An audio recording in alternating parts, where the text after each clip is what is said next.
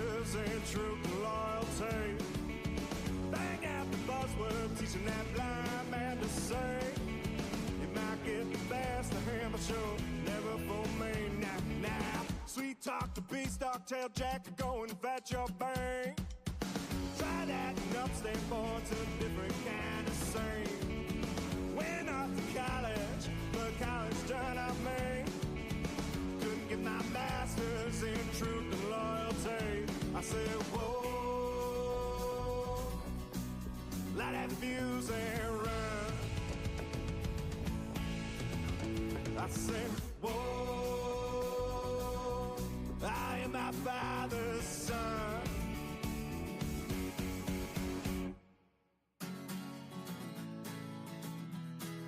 Let that fuse and run.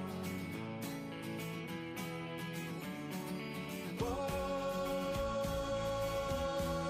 let that fuse and run. Went off to college, but college done up me.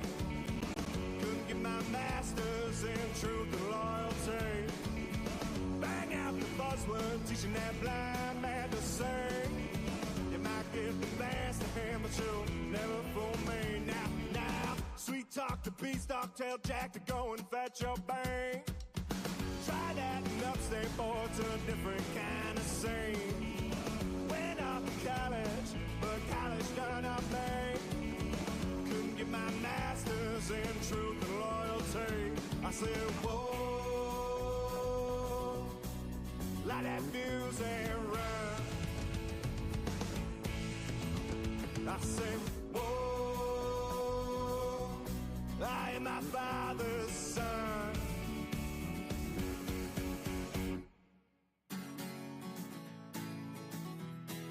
Let that fuse and run. Whoa, let that fuse and run.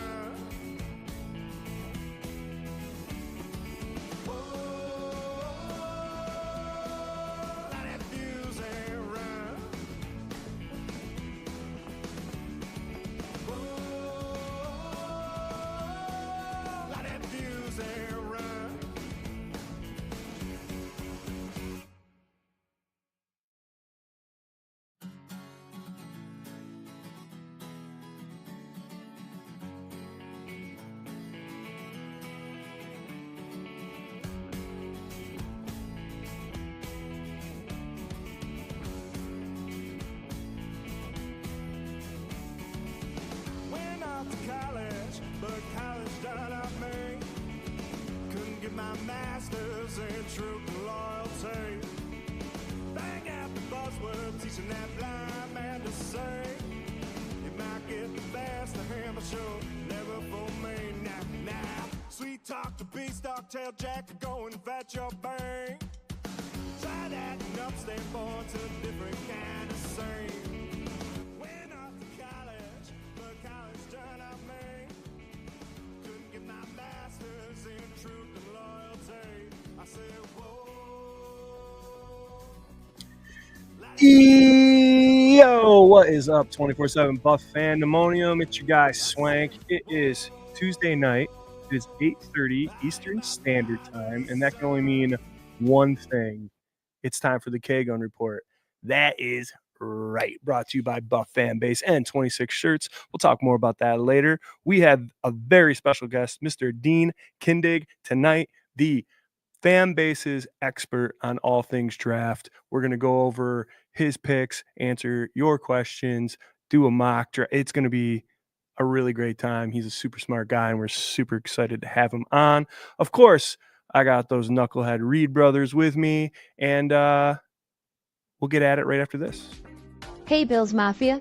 You're watching 24/7 Buff Fandemonium's The K-Gum Report, part of the Buffalo Fan Base Network, and sponsored by 26 Shirts.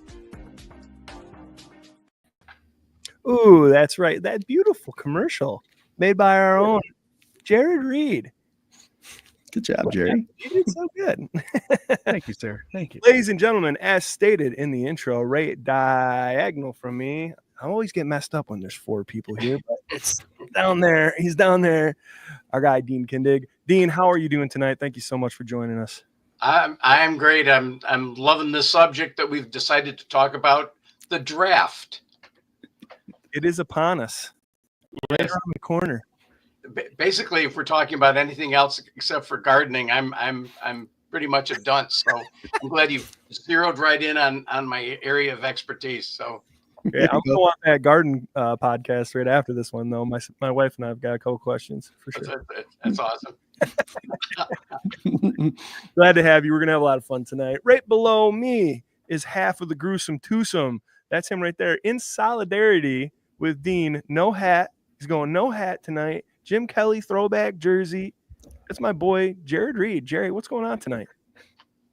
You know, it's good, exciting. We got less than 10 days before the draft hits up, and I'm glad that I am here with you guys tonight because over the years I've had the privilege of watching Scott get really into this draft, and what he comes up with, and when he talks about the draft, it's magical.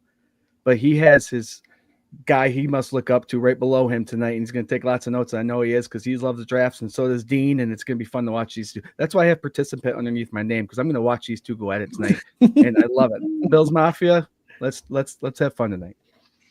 I have nothing underneath my name because I'm just going to make fun of Jared for using words like magical. That's wonderful. I've never said those nice things about me before, so They say, what, are you guys related or something? This is I crazy. was going to ask him what he's drinking tonight.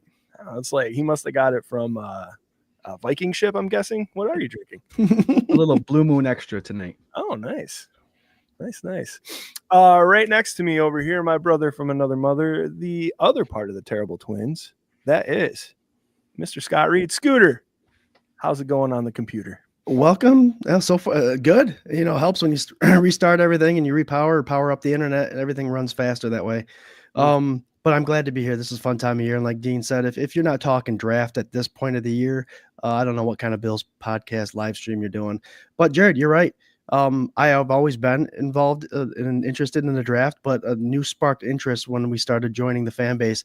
And since following Dean's lead with the charts, the colorful charts that he makes up, and the work that he puts into it is well worth the read and the research that he makes it easy for us, the guys that love doing this stuff. So I'm glad to have you here, Dean, and I can't wait to see what our draft looks like. And do you have a Bean's number, or do you want us to text him when we're done just so we can send him our draft so he knows what the big board should look like? Yeah. I have his private number, and I'll be happy to let you know. The only person that's ever talked to me when I sent him the because I sent him the Google sheet every year. It was Brian Dable. One time Really? He said, "Appreciate you," and you know, I had it framed. You know, That's awesome. That's beautiful. that was really cool. That's So, awesome. Yeah, Wow. they have analytics guys that have billions of cells to them. You know, that it's like they're charting more things than exist. So Yeah, the matrix that well, even with your sheet, and we'll get into having you explain your process and what all this stuff means and stuff, but it's so impressive to me to be able to like organize and compile and keep it all straight and be able to just, oh yeah, no problem, we're asking him questions before we went on the air, and he's like, yeah, if you go here and here and here, it'll show you what he had for breakfast yesterday and what he thinks of his mother, and it's really impressive. It's insane. Just no social security card or numbers. Yeah, yeah. Numbers on the back. That's all. Guys, we have so many people in the comments. It's going to be one of them shows where I'll be throwing them up while we go. I don't think I'll be able to get to everybody. We got a lot to get to, and these boys got switch over sleepovers, so actually they got to be done right at 9:30. So we're going to try and bang right through it. Before I get too far, I wanted to wish Mr. Patrick Hughes an early birthday. He turns 40 years old tomorrow. Thank you for spending the last Happy night birthday. 30s with us, Patty boy. He's an OG from the very beginning, and we love you very much, man. Thanks for watching. Also, we are part of the Buff fan base, as I mentioned earlier, and we're super proud to be. This is our fourth? I think we're going on our third. Third Mhm. year? season? Mhm. Yeah, I think it is. Yeah, okay. Third season with the fan base, and it's been amazing. Mhm. And also, as part of that, we're sponsored by 26 Shirts. Point to it, Scott, right over there. Nope, other way. Anyway.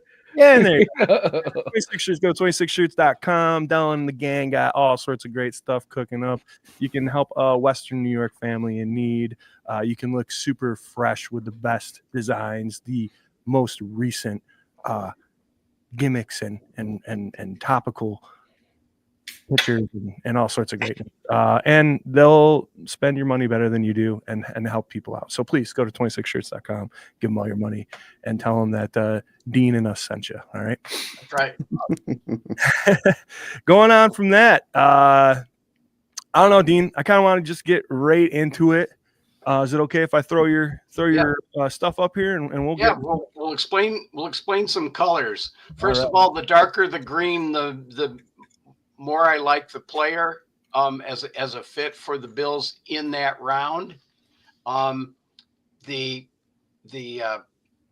I've used different colors, pink for the positions that are defensive and blue for the positions that are offense. The schools are separated by color in terms of SEC, Big 12, ACC, and if you'll notice, there's just a awesome number of SEC and Big 10 players that didn't used to be true.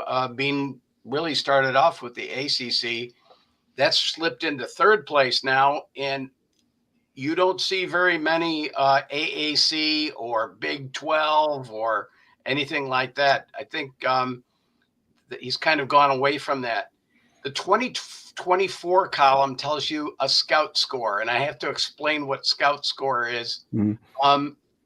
So if you have one game with one scout, that's 1 point.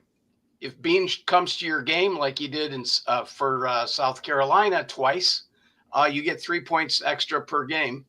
If Joe Brady or Bobby Babich appear, you get 2 points extra. Tropicana gets you 1 point. Shrine gets you 2 points. Senior Bowl gets you 3 points. The McDermott, Aranda, or Diaz connection gets you 3 points. Combine meeting workout gets you 2 points. Pro day attendance gets you 2 points. A virtual meeting gets you 2 points. If a position coach comes to your pro day, it's 2 more points. And a 30-day visit is 5 points. So that the total of that leads you to believe that the top 3 contenders here would be Nick Eamon-Wari, Matthew Golden, and Jahdae Barron. Those would be ones that you would trade up for, and down closer and closer to 30, you can see guards, offensive tackles, a slot guy, Emeka Ibuka, and then Walter Nolan at 11. Harmon had a 14, just for comparison, and then Donovan Jackson, another guard, at 14. Want you to pay attention here to number 38, Tyleik Williams, and Trey Amos at 20 and 18, respectively. The yellow means that they actually had a 30 visit. So it sure looks to me like a good policy would be to trade down a bit, like 4 or 5 slots into the second round. I'm giving you permission to skip Thursday night. Not during our show, though. You can watch our show. Sorry. Be sure you watch, because you never know what he's going to do. You want to be there when he skips again, like he did last year. Yeah. Right. Now I do watch an interview for each player, and the best interview in that range was that of Benjamin Morrison, who he had a hip injury, and you said, what's going to happen there? Well, if you have 4.39 speed and you've had a hip injury, you're hoping that you can get back to your ability to shadow and mirror and stuff like that. They say he's on course to be back Um, and and the thing that's really interesting here is look at 39, 40, 41, and 42. They're all cornerbacks. Yeah. So uh, if you traded down to 38 and then you traded up from your other two picks, you could get your defensive uh, your one tech Yep. as is your first pick, and then trade back to get your cornerback of choice. Dean, with the Benjamin Morrison pick, you said a hip injury, and when you look at man coverage versus zone coverage, you think with an injury like that, you would hope that this individual goes to his zone coverage, so he's not really reacting to the receiver the whole play. Where if he's in a zone, he doesn't have to have too much pressure on the hips and joints and stuff like that. So Right. if an injury makes him fall to us because of the scheme we have, I think that's a great thing. That's a great thing, and it could be that some of these players got a lot of looks after the season, and they are watching film. Okay, they're not necessarily going to games, so that's why I had a sliding scale this year for different kinds of involvement, and you don't have to go to as many games to decide whether you like a player or not. I also keep track of what did they do what did they do when they were at those games. Right. So a great example is Tyleek Williams. Okay, he's had a 30 visit, he's had a pro day, had 4 jet visits to Columbus, which is where Ohio State is, I believe. Yep. They attended the Marshall whooping, and then they also attended the 45-0 drubbing of Purdue, and then they actually had some competition against Indiana, and then they had the Michigan game. That's the one that Mullings, the running back, Kalel Mullings, ran 32 times for 116 yards, and Judkins went 12 for 48. Trevion went 10 for 21. They just ran the damn ball, you know. So anyway, they went to a lot of games. I don't see that with somebody like Savon Ravel. They never went to a game. Okay. Mm-hmm. But having him in for a 30 visit, saw him at pro day, 1 jet visit to his hometown, and you get 4 points for going to the Senior Bowl. So that's a factor. Plus he's from the AAC, so most of his competition has been in the AAC. Right. So that shows you what the first round is, but it'd be like tedious to do this with every round. Let me do one more round though. Let me go down to the 56 pick right there. You've got TJ Sanders at 50 with a 16 score. You've got Landon Jackson and edge with a 15 score, a visit, but no 30 visit announced yet. And then you have Quinshon Judkins of Ohio State. Yeah, but who were they there to see? Well, Judkins had 81 explosive runs of 10 yards or more over the last 2 years. So he's still one of those. You want an angry runner? Don't discount the possibility of taking somebody that was kind of off. That's off the rails, but yeah, the best interview in this area was Trey Harris, wide receiver, Ole Miss. He's an ex-receiver, wonderful speaker, and he went off on Kentucky, 11 for 176 yards and a touchdown against 2 other pretty good wide receivers, Dane Key and Barry. What the hell's his name? Barry and Brown, both of those two did not declare for this year. So Darius Alexander, in contrast, he's a one tech from the MAC. He got a Scouts score of 6. So we're hearing some people say, including our local sportscaster here in Rochester, saying that he's great, and that very well could be. But I think he's staying away from first team all MAC players versus people that are seasoned in forged in steel like SEC and Big Ten. Right. The one last thing is down here. You have the players that would possibly get to the 62 pick. Alfred Collins would be my vote, but Braden Swinson is right there. And Swinson has had wonderful time at Oregon and then joined LSU. The one thing I like about him is what I hated about Jerry Hughes, and that was that he minds the back door. He applies pressure on 17% plus of his pass rush attempts over his career. And then he had a 30% win rate when it was a true pass rush set. So that's a really helpful.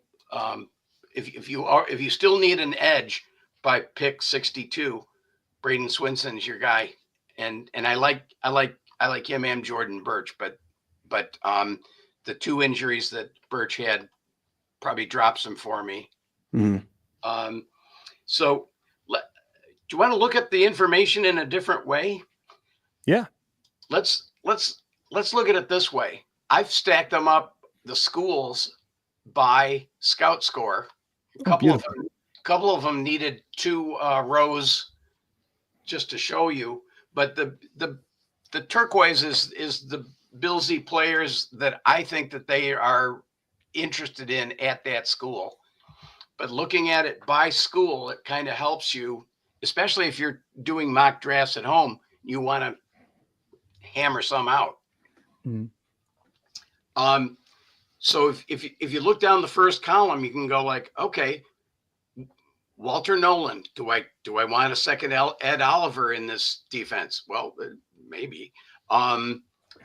Do we need a strong safety at some point in the draft, or are we happy with what we have now with Nick Eamon-Wari?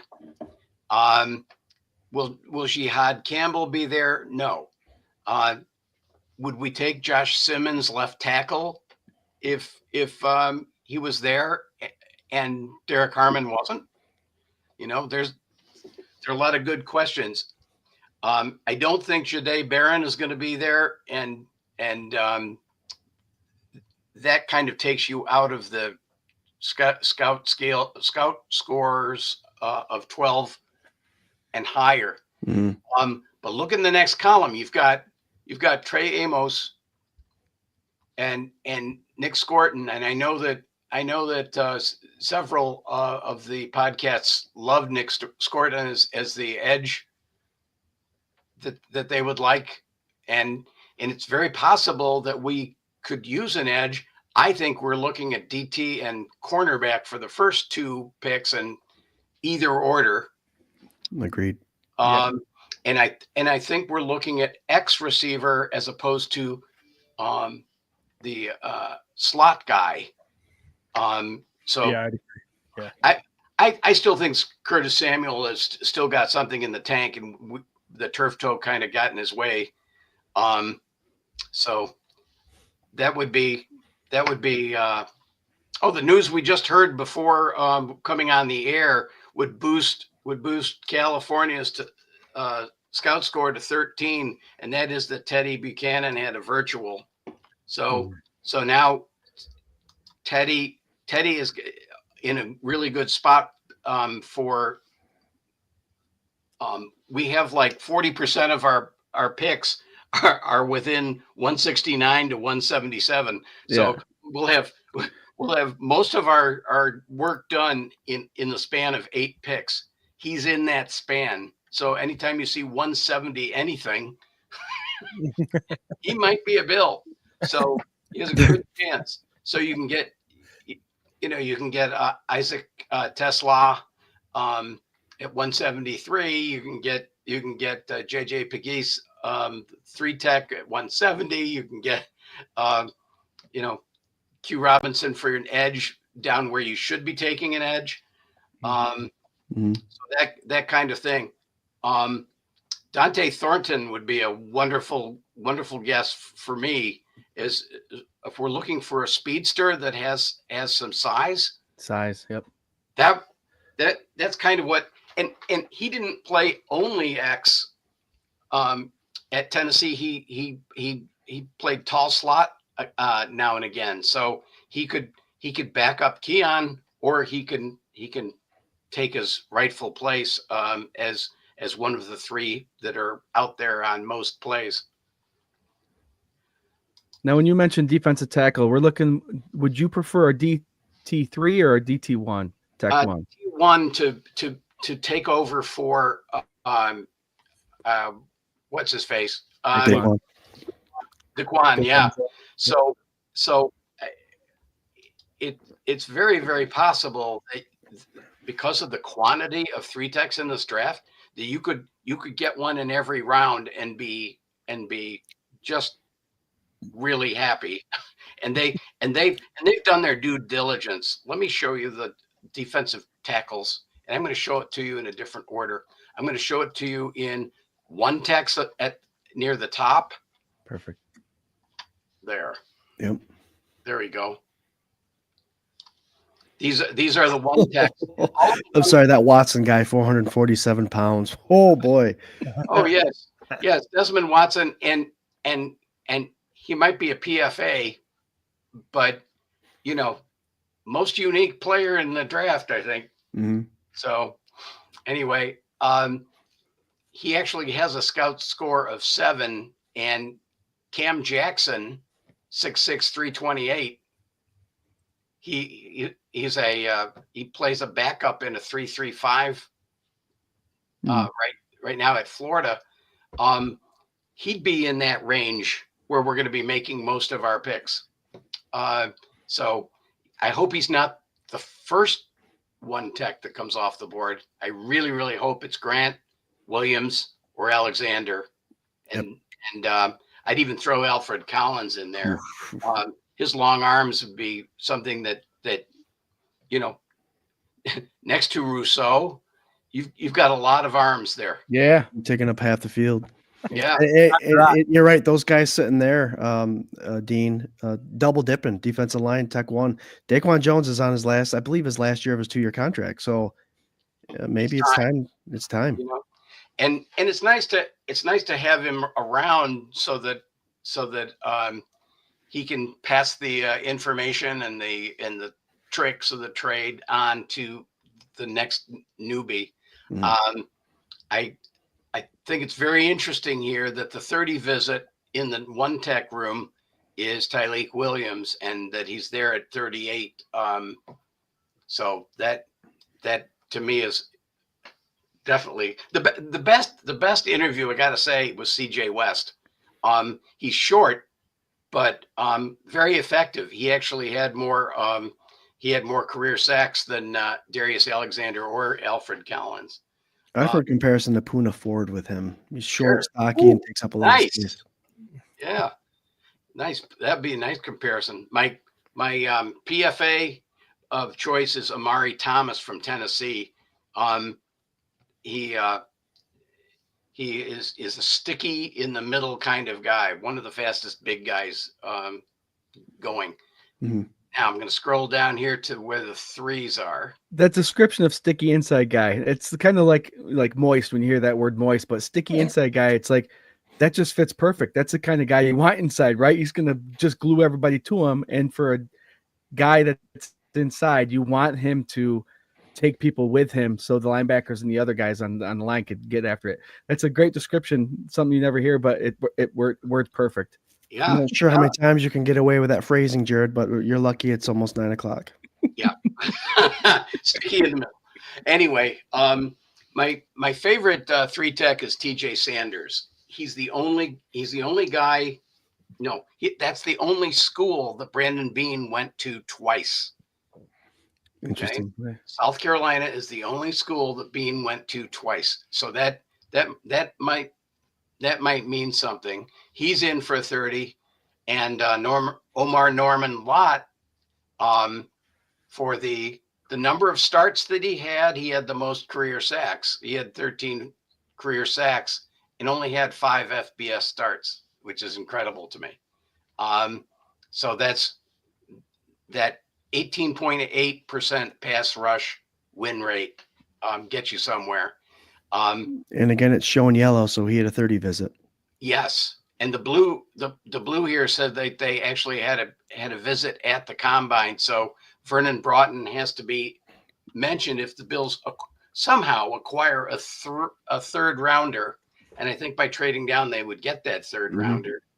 That would be a really good guess for the other one. I'll put in my pitch for Elijah Roberts. For it, if it's possible to move up to get around 142, Elijah Roberts would make a really, really good, effective guy for as far as the number of sacks. One of the things I noticed is that at the Shrine Bowl, he had the sack to end the first half. His wingspan is 82nd percentile, and over the last 2 seasons, he's had 17.5 sacks. So there's so productive, experienced, and that would be a good one. Blue, I got to tell you, Blue is wrestler. Thor Griffith is a wrestler, and he'd be a nice guy to bring in as a PFA. I don't think he's going to get drafted, but that would be my guess there. And they interviewed Zeke Biggers. He would be a PFA as well. 3-tech in a 4.25, 6'5", 321. So that's it. The Bills have drafted a lot of ACC players over the years. The ones that have stuck have been on the defense. So that would be a good one there. So back to the scouts here. You want to end up with a few requirements here. I want 7. I want 7 guys, not 10. Okay. Mm-hmm. I want cornerback and 1 tech in the top 3 picks. I want to draft at least 3 from the Hog Molly section, the offense and defensive line. Mm-hmm. Gotcha. I want him to make 4 picks in this draft that are top 100 on my big board. And I want him to acquire at least 1 2026 pick. So I was trying that a couple of ways, and that would be a good example of we'll try to do a draft where we follow those rules. Yeah. You want to try it? Yeah. Let's do it. Let's hit it. Okay. So I'm gonna. Okay. So this is fan speak on the clock. I have a premium membership. So you're not seeing any ads, and I can make trades. One of the trades that I could do, I could make it at the beginning, or we could make it when we get to our pick. It'd be nice to see who was there, though. Right. So let's start the round and see what happens here. And Dean, I got the I like using Draft Tech's trade value chart. So if we want to start making a trade, I can pull you up, guys, and I could just tell you exactly if the trade is what the value of where we're trying to get is, and see if potentially the value chart what that recommends. So it would be nice here to assume that we'll get Harmon. If we traded down a tad, I'm going to show you I'm going to show you something here, and that is who needs picks. Okay. Okay, yeah. Yep. I'm going to show you here who needs picks. I did my own little mock here, but the teams that are listed in green need edge. The teams that are listed in turquoise need cornerback. DBs. Ones in yellow need defensive tackles. At the top of the round, you want to draft before the Jaguars or trade with the Jaguars. Okay, so trading with the Giants because we know Schoen, and it's very possible that they take Abdul Carter and are looking for a quarterback. So we could trade with the Giants right now, and we know that the first three teams there are probably not going to take Harmon second time around. Right. Okay? They're looking for other things. So let's do that. What could we get for a trade down with the Giants?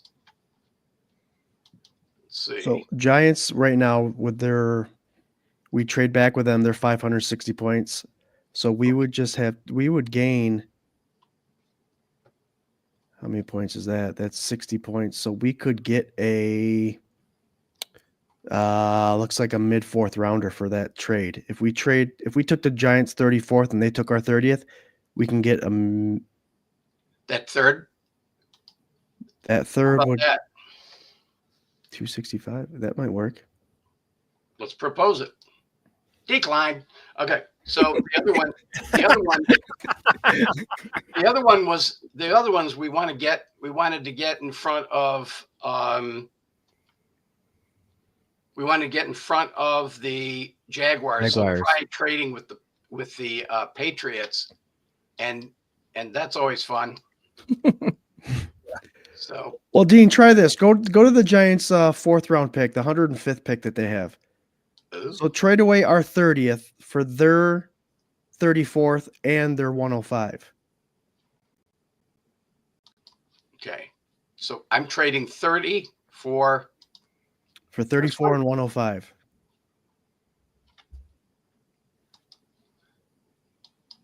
Like that? I can't see it. You can't see it. Oh, duh. All right. So, yep, that one.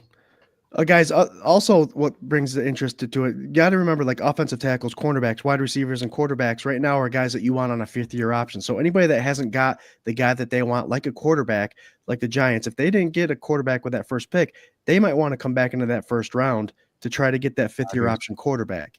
So anybody that needs one and hasn't got one might come in at this pick. So is the value of that equivalent? I don't think so.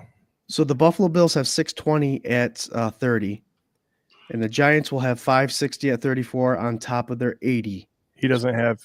You need the round there, that 34 pick. He's got round 4, 84, so 105. So it's round 4. It's like their third pick in the fourth round, Dean. And get rid of that round 335. Yeah. I think that's what they've refused. Hang on. Oh, they accepted it. Who cares? Okay. Right. I think we just traded our first rounder for 2 third rounders. So I think we did too, and we can start over if you'd like. One of the things that I've done before is get 4 picks in the top 100, and that's kind of what I was thinking about there. Yeah. So let's do this. And you can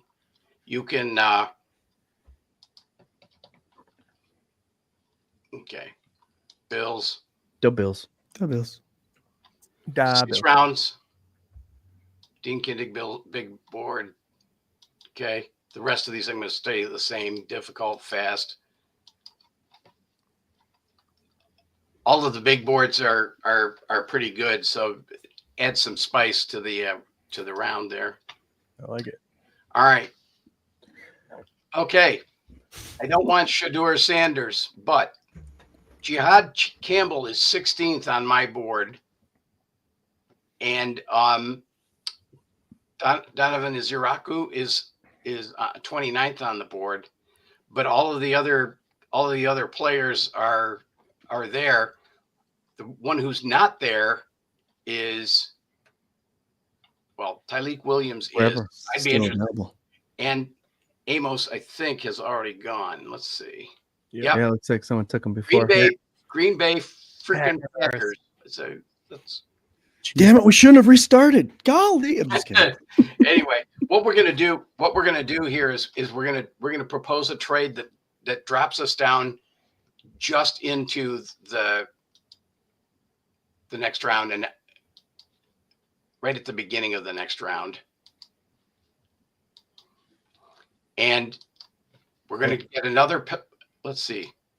If I have to offer up one of my fours, that might do it. Nope. I don't know what Schoen is doing with his Giants here. Forgot who you were. Try one more. Get rid. Take ours away. Keep Okay. the first. Take ours away.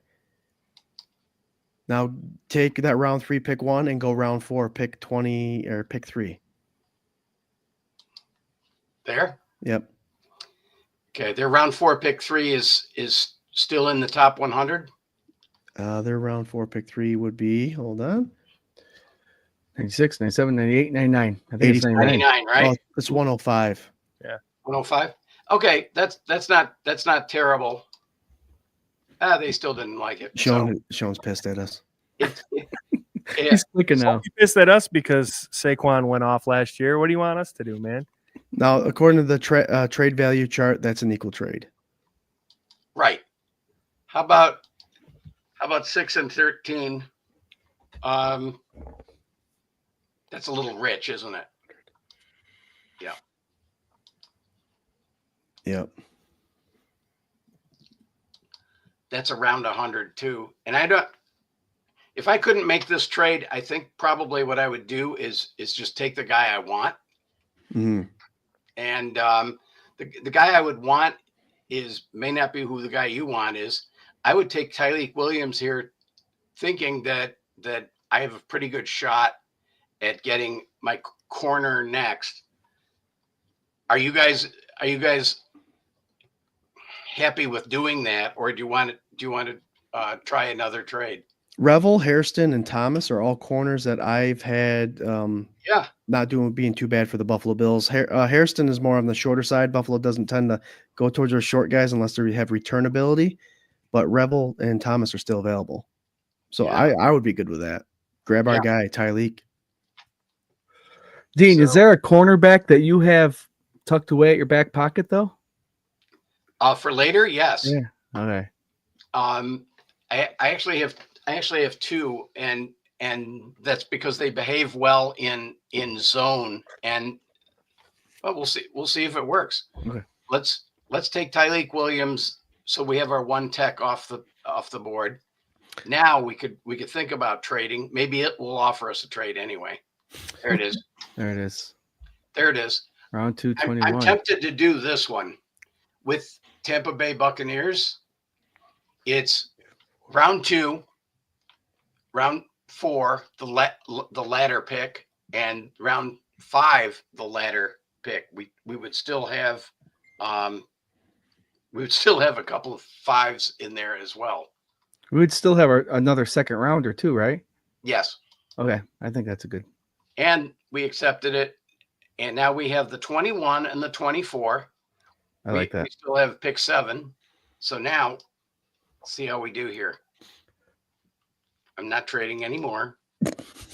Now we're going to look and see who we have in both edge, wide receiver, and corner.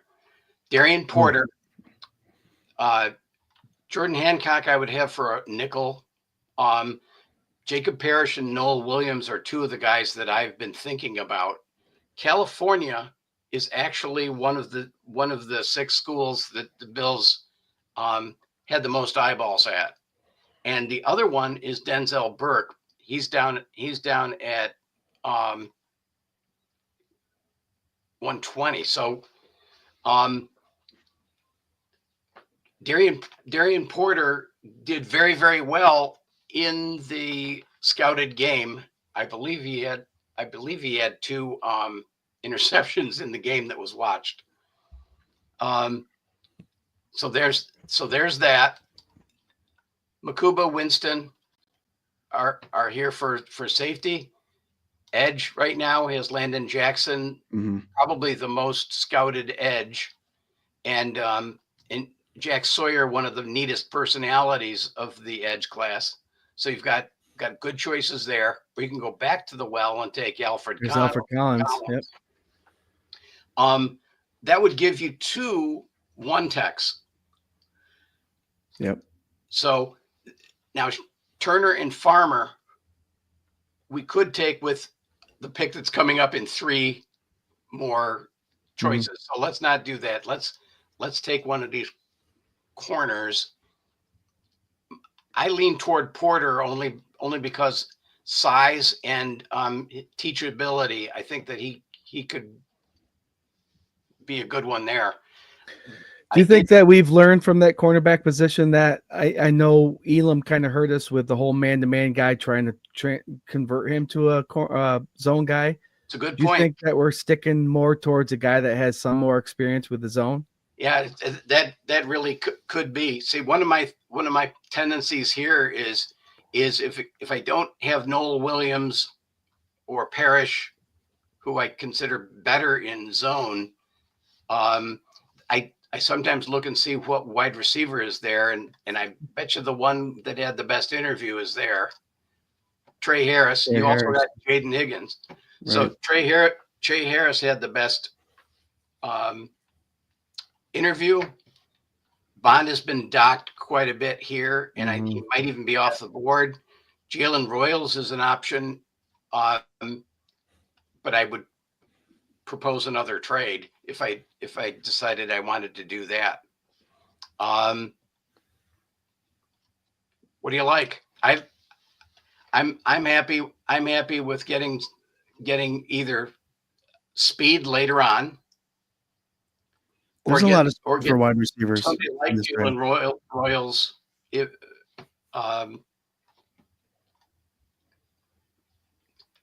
That's a tough decision there. I mean, guys, the Darian Porter out of Iowa State is a 4.340 rusher, 6'2", almost 200 pounds, good size. He does specialize in man. That's what he goes for, but he also grades pretty high compared to the other guys in zone. I like the idea of having a chameleon back there because we got stuck with a man corner before. Yep. And this isn't going to be the only corner we take. Right. So, No. So let's do it. Yeah, because you both said that he does have a little bit of experience more often than not than Elam did with that zone. So I'm okay with a guy that's man-to-man that has seen a lot of zone that produced good numbers with that too. So. And Jacob Parrish, he's only 5'9", 190 pounds. I don't like the small guys out there. Yeah. Wide receivers are getting bigger. Yeah. So you have kind of the double choice here. They really scouted Turner and Farmer a lot. And Texas A&M had, as a school, had a scout score of 10. Texas had a scout score of 10. Florida State had a scout score of 11. So those are the ones that are up there right now. I'd be tempted to take either Turner or Farmer. And if we wanted to, we can look back here. I'm going to show you Turner and Farmer on this chart. Turner scored very well. Apparently Turner scored just like, and I'm not saying he's him, but Myles Garrett as far as his numbers go. So a lot of people are itching to get someone like that on the edge. And I think Javon Solomon is a whole different ball game. You know, it's like we want somebody that's more like, there they are. So Shamar Turner at 70 and Joshua Farmer at 74. You have SEC versus ACC. You've got size and speed in Turner that you don't have in Farmer. Farmer's been more productive over his career, and he has a better pressure rate. So again, that's a toughie. I think I would go with Joshua Farmer. Both of them had great interviews. Farmer's a little bit bigger and might have the advantage of, especially if you're going to be next to Tyleek freaking Williams. Yeah. Sometimes when that's the thing about these athletes is I saw the numbers was 0.66. He had the highest rating there. You don't necessarily have to have the fastest 40, the fastest cone drill, the bench press. It's the ability to get yourself in the positions that you need to be in to be successful. And it looks like this young man is getting into the right spots. So when you're scouting some players, do you look at what you see on your paper or what you see on the field? Because at that 0.66, was it Farmer? I would think that would be the guy that you would want because he seems to be productive when he's given the chance to be productive. So that's the guy I would go with. That's for sure. That's for sure. I see his name flashed around everywhere for Buffalo. Yeah, it would also be not the last defensive tackle I take because I've got to have my hog molly quota. At 3, we don't have a pick in round 3. That's my only beef so far is that we didn't get a pick in the round 3. And the Bills would like to be there right away here. So a couple of things. Restrepo came in for a visit. Noel Williams is one of my favorite zone corners in the draft. And like I said, California got lots of looks. We probably will be taking another 3-tech before we're done, but it would be sure nice to fix the CB problem for good. Yeah. That kind of would be my pick. Clemson had more visits over the year, but most of the Clemson guys went back to school. That's why the Clemson numbers were bigger than. So I like Broughton as well, and he had the personality. Restrepo is size and speed, but I can get that on the next pick, I think.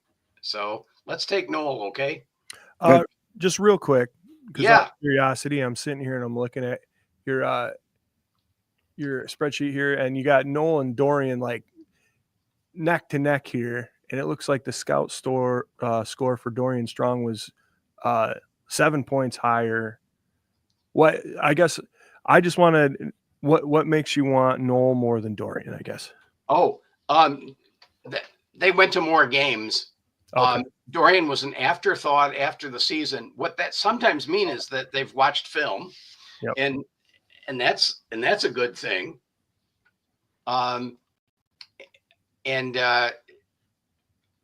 But like I said, they didn't scout Virginia Tech much at all last year or this year, which I thought was interesting. Last year they didn't scout California, but this year they did. It's just interesting. We'll see what happens, but he'd be a good choice here, I think. No, I'm good with Noel. I was just curious. With good question. I just wanted to know. And one's at 111, the other one's at 112. So it's you were like, "Yep, I want Noel," and I was just like, "Oh man." Now we could pull another trick here, and that is what we could do is we could trade James Cook before the running backs come up. It is hilarious that you're bringing that up because the round 5 is about the position. Can you go look at running backs real quick for our round 5?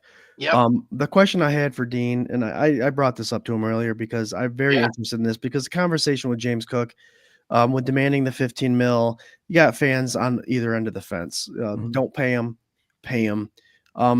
God forbid if he holds out, he's making $5 million this year on his contract. That's how it worked out to end his year.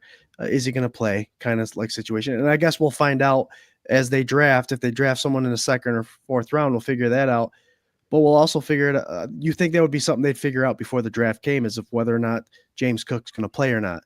Who in this draft, and I'm going round 5. That's a lot of times where I did my mocks. Who in the draft do you compare, just in case that fit was going to hit the shan, as a running back for James Cook? Did you practice that? That was good. No, it worked. He made it happen. Well, one is already gone, and that's Trevion Henderson. That's too early to do this. If you did it that early, and you took Trevion Henderson, let's say with your first round 2 pick, you could at that point offer James Cook to whichever team didn't get Genty. Okay. Now it to me, it looks like the Bears and the Raiders, but going back and forth about who might get Genty, and which means it could be somebody else. But anyway, we could wait as late as the last pick and take LeQuint Allen from Syracuse. I like it. And that would be the best blocker in the class and one of the best receivers out of the backfield in this class. And we would have we'd have a top 3 running back room anyway. For sure. So that's a good point. And the other one I would suggest is nothing like James Cook is Phil Maffa, and that was he is the best blocker that also is a good game breaker. He can break more tackles than most of them on here. I've heard comparisons of Dylan Sampson and Jaden Blue to James Cook. I think that we can get somebody better in terms of receiving experience. Gotcha. Neither of those guys had a lot of catches against AP ranked competition, but it's interesting to see what Bean's going to do, because when he first started drafting running backs, Devin Singletary got very high grades for breaking tackles. I do believe Zach Moss also in college was one of the more breaking tackles guys. And then they go after someone that hardly touched the ball as far as running and was known as a receiving back out of James Cook. So it's like, where's he going? And if he's going for the latter, you would think, let's get a guy that can catch the ball out of the backfield, but instead of a guy that can't block, a guy that can block and maybe be out there more than 46% of the snaps. Yes. I know that the one that seems to be getting a lot of interest in terms of eyeballs is Rocket Sanders out of South Carolina. He's faster than Cook. He's about the same size as Cook. Bean went to 2 games. In one of the 2 games, he had 20 carries for 144 yards and 2 touchdowns. And added 92 more yards on 5-for-5 receiving. So he's the complete package, and I just wanted to mention the name because I think that he's one of those guys that's going to come up in that 5th round. Yep. 5th round. So that would be good. Back to here though. If you'd like, I can propose the trade that then brings us a pick like right away, so you can take either Dante Thornton or an edge or somebody else. I like Dante Thornton, so let's see what we can. Let's see if I can pull one off here. Okay, the next pick is the Minnesota Vikings. That's good news because they don't have as many picks. I'm going to call it the future round 2 pick. That's code for I'm trading James Cook with the Vikings. Cool. And they will send pick 1. A Cook going back to Vikings. That's something. Let's see. Full circle. Got it. All right. So now we'll start the round. Pick Dante Thornton. There you go. Now we have size and speed down the hill. So what did we give up for that? So we just gave up James Cook for basically we traded James Cook for Dante Thornton. We still have to get a running back. Yep. Right. Yep. And it'd be nice. So far we have the hog molly count is 2, and I need 3 hog mollies. Yeah, one more. The offensive tackle right now is not that interesting. I'm not wild about Travis or Gray, but Q Robinson got a lot of looks. Powell Ryland is falling because of short arms. Mm-hmm. But Batty and Diggs are heavily scouted, and Diggs is from Syracuse. Yes, I did on 24/7 Buff Animonium's page a big board look at Diggs. I'm a fan of Diggs. Yeah, I would take him. I would take him now with no questions asked. Yeah, we can wait. We can wait if we wanted a third corner. Adams down To go on Fadil Diggs, guys, he's a 4.25 edge. He interviewed well, 6'4", 260 pounds, so he fits that mold at the defensive end, but he comes ripping off the edge at a 4.5 40. So even if he could chase down these running backs if he has to. And it's a Syracuse, so I know they scouted. He got a couple points for probably on your list there, Dean. Yeah, if he's there, I think we do need to address the edge position, and I think that'd be a good pick. All right, we've met the hog molly requirement, which is very important. And now because we're in that time where we're going to be taking 3 picks out of 5 or something like that, we're essentially looking at the same board. We have right now we have that Jordan James and Khalil Mullings, and there's Raheem Sanders. We could even wait another pick to pick him out. We don't have a linebacker yet, and Milano's going to retire.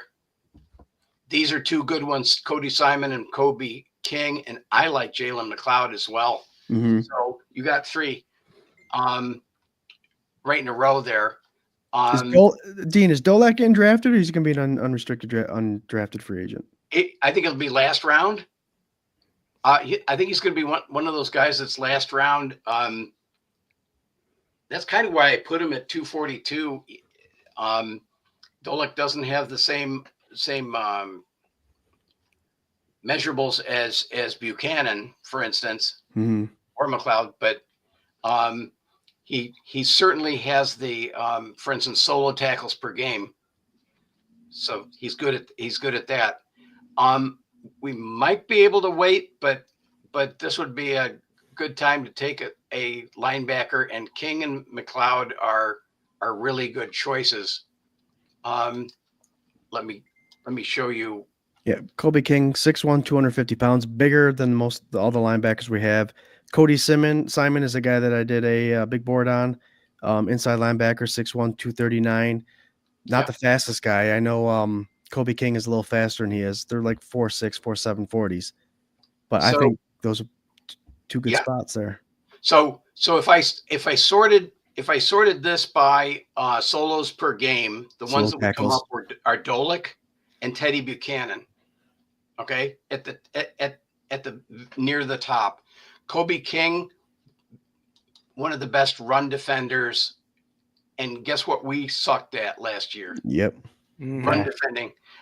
The other one that was really good was Jalen McLeod of Auburn, and the only difference is Jalen McLeod plays more outside linebacker, but at 241, and Kobe King plays inside linebacker at 248. Yeah, right. It's big. Most eyeballs of all of the players, a Penn State linebacker usually works pretty well. So maybe that's what we do is take Kobe King here. Shane Conlon, baby. Let's bring back that Penn State linebacker. Penn State University, linebacker university. I was also going to say Chris Spielman's from Ohio State. So we got good choices from college linebackers here coming. But if I was going to say anything, I think 248-6'1" sounds like a thumper to me, which is something we've kind of been missing at that linebacking core.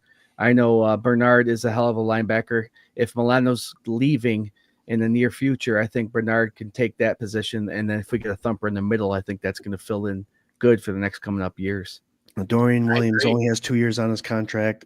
I know he kicks ass. He's good at run defending as well. Dorian. So, but you can never have enough linebackers. They rotate the defensive line. They can use those linebackers up.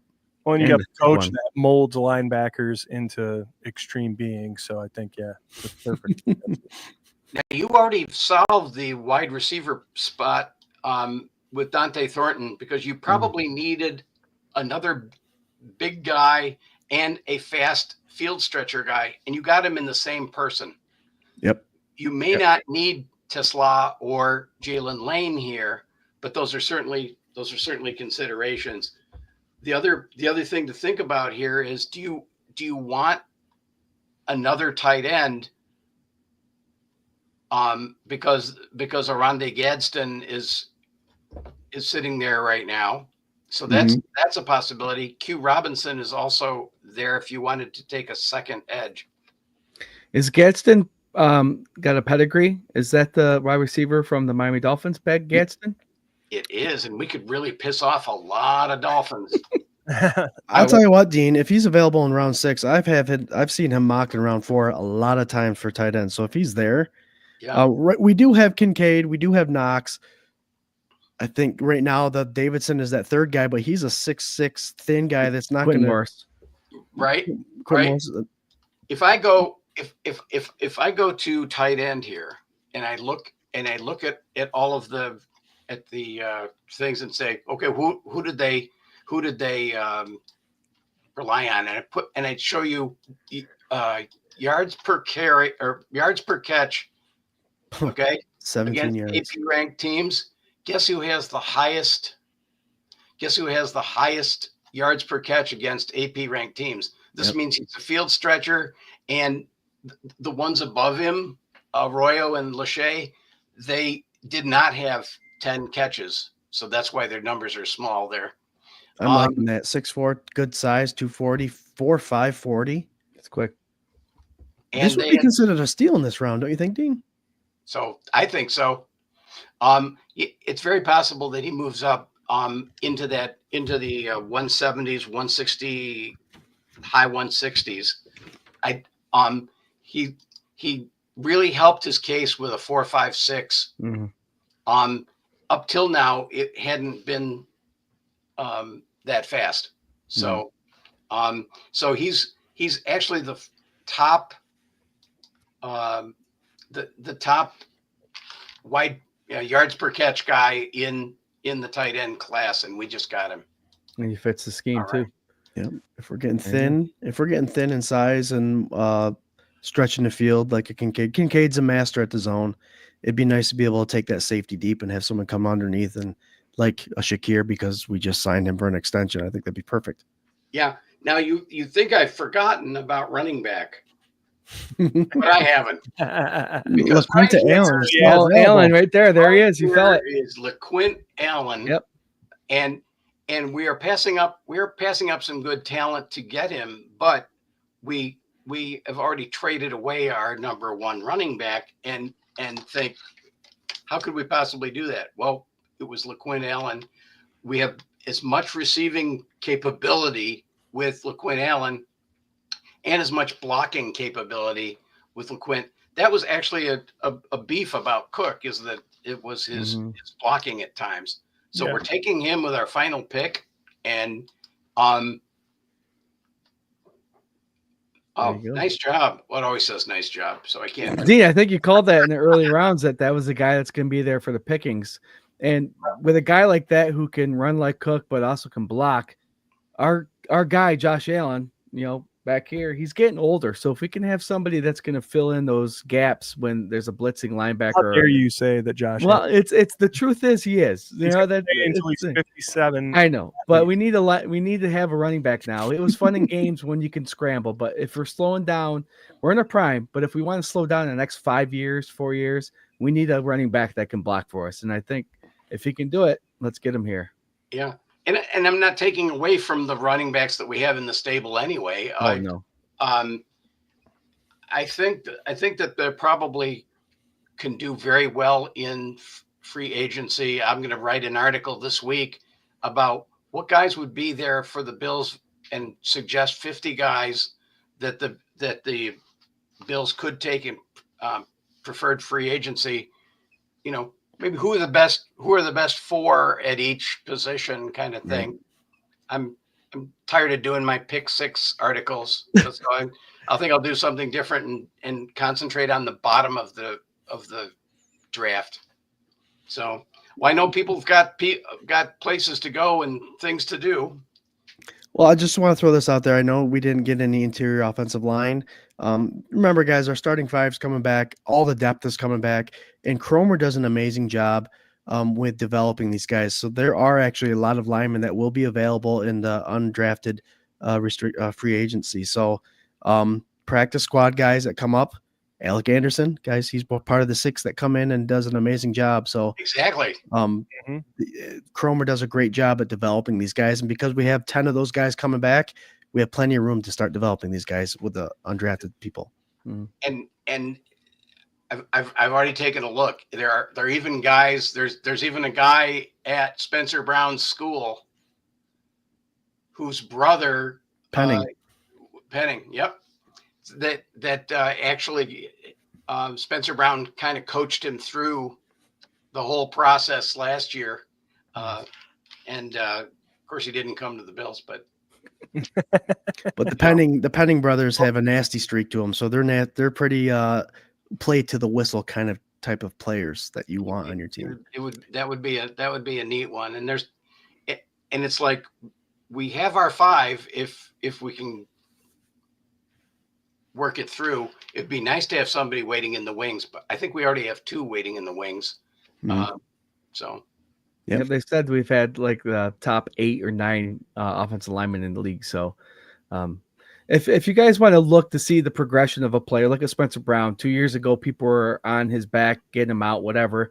But Cromer did his thing and got him to be one of the best offensive linemen in the league. So you can bring an average offensive lineman in here, and that's why the Bills have the top 6, 7, 8 group in the league, is because of the head coach there. And Mark Maddox always says it. The players have their ability, but the coaches put them in the right spots and teach them the right things to get them to where they need to be. Spencer Brown is a prime example of what a good coach can do. And I'm glad he's here, and whatever the future brings, it's going to be awesome to watch. Yeah, that would be awesome. And that also makes it easier for the Bills to trade away an asset like James Cook, because you and I aren't going to do as well behind that offensive line, but you know, with somebody with some speed and some receiving and blocking ability, I don't think you're going to see any come down if you bring in somebody like LaQuinn Allen, Phil Maffa, Rocket Sanders, Khalil Mullings. Yep. There you go. I agree. Love it. That's kind of been the approach towards running backs, I think, for the last 10 seasons maybe, where it's like you don't pay them. Like there's only a handful of guys that get paid that big money, and there's a lot of guys that can do a lot of things. And I love James Cook, but he cannot block. And whenever he was in, they knew that he wasn't pass blocking. So that is a problem for sure when you have a dynamic quarterback like Josh Allen. So as much as I love him, I think that's kind of like a little bit of that like leftover Billsy kind of stuff, right? Where we love him and we want him to stay forever. We want everybody to stay forever, but this is kind of like a new time, a new generation. It's the quest for the Super Bowl. It's the quest to get what we want and to put the best team on the field we can. So, yeah, it's a great position to be in. But I agree. I think literally any of those running backs can do a great job behind that offensive line. And with And this, is it a coincidence? Is it a coincidence that we always seem to have good classes in the positions where we have some needs that can be addressed? It's like this would be a terrible draft to go ahead and look at for a center. Yeah, Right. We've been lucky enough to have a lot of depth in the draft in the years that we need to fill those positions. Yeah, it's perfect. It's perfect. So, well, Dean, thank you so much for being a part of this. You're a wealth of knowledge, and it makes it so fun to sit here and pick your brain and go through all these different scenarios. Oh, I enjoyed the heck out of it, and I don't know how I'm going to get through the next 9 days. I guess I better go garden again. Melatonin, man. Indeed. What a lot of people like to do is create a buttload of mock drafts from here on out, and then when you nail it, you just pick the one that you got right and post it the next day saying, "I nailed it. I told you guys the whole time." If you send it to me, I can Photoshop it together. Make it look like. What I'll do is I'll post the one that we just did and pop it up there. Yeah, great. That'd be awesome. Yeah, I took a picture, but if you're gonna do that, send it and I'll share it everywhere. All right. All right. I'll post it in a second. So great. Thanks a lot. Yeah, for sure. Real quick, we just go around the horn here and do our final thoughts. So, Dean, thank you so much. If you want to let everybody know where to follow you and what your final thought is for tonight. It's buffalofanbase.com, and I'll bring out the one for preferred free agents. People can look at and read about the players that nobody's talking about. Mm-hmm. And then the other thing to say is that if anybody has an in for tickets for training camp, I always have trouble getting into camp. They've figured out that if I walk in backwards, that I'm not leaving. So I have to do something different this year. Thanks a lot. No problem. Absolutely. Jerry boy, what do you got? No, it's awesome. A lot of listening tonight, and I think sometimes you just need to sit back and listen, and that's the best way to learn. And watching Dean do his magic and tell us everything. If you just go back and watch the show and watch it over again, just take it all in. They're not all going to be hits for us. This is just an opinion, but sometimes some people do the research and their opinions have a little bit more weight.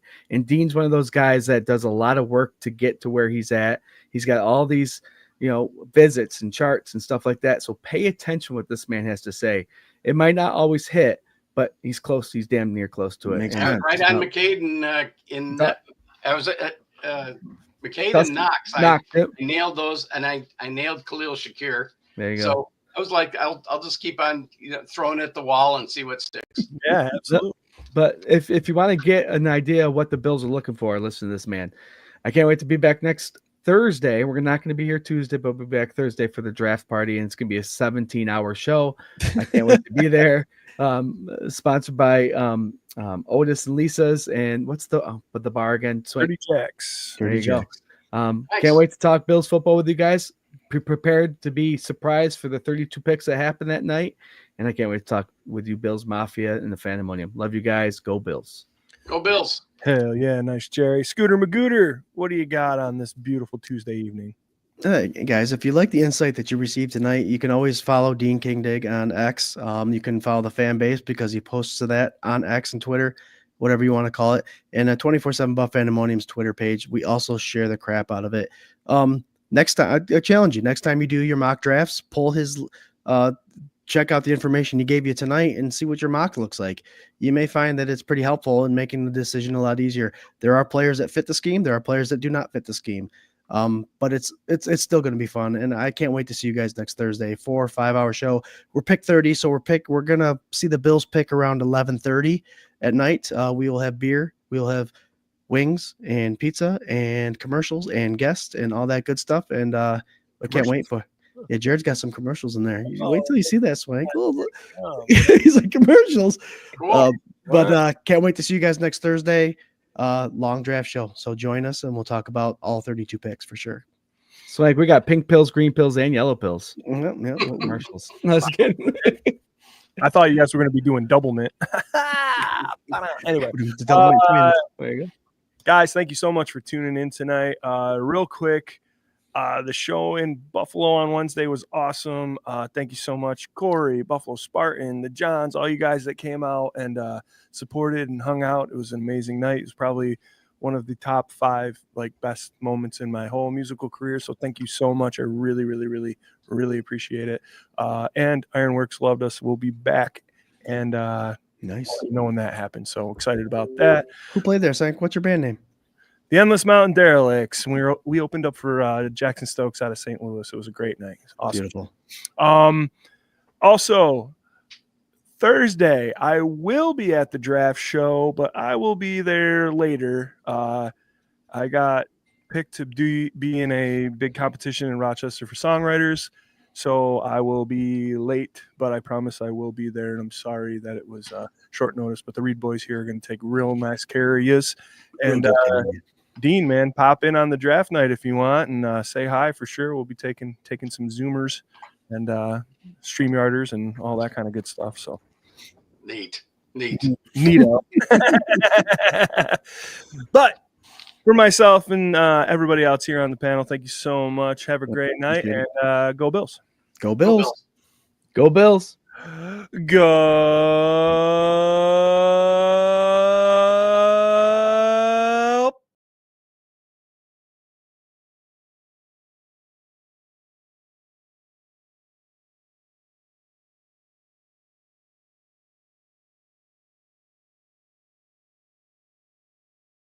Talk to Beanstalk, tell Jack to go and fetch your bang. Try that and upstate boards a different kind of scene. Went off to college, but college turned out me. Couldn't get my master's in truth and loyalty. I said, whoa, let that fuse and run. I said, whoa, I am my father's son.